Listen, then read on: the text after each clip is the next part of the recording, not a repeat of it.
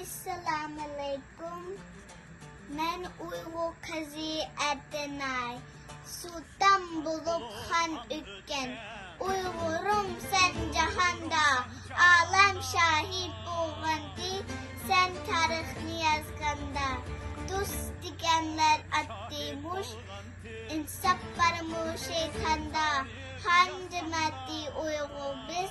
Esir atlab manganda. Atlandık biz bir gün.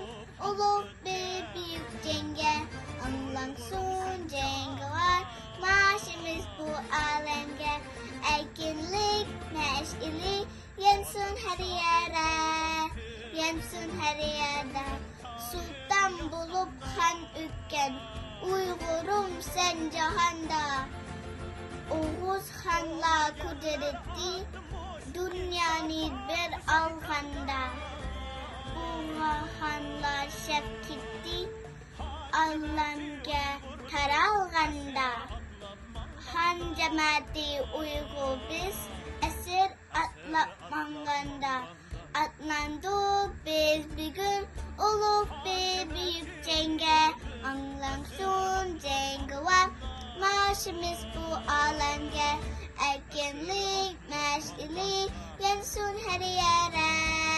Yansın her yere. Rahmet.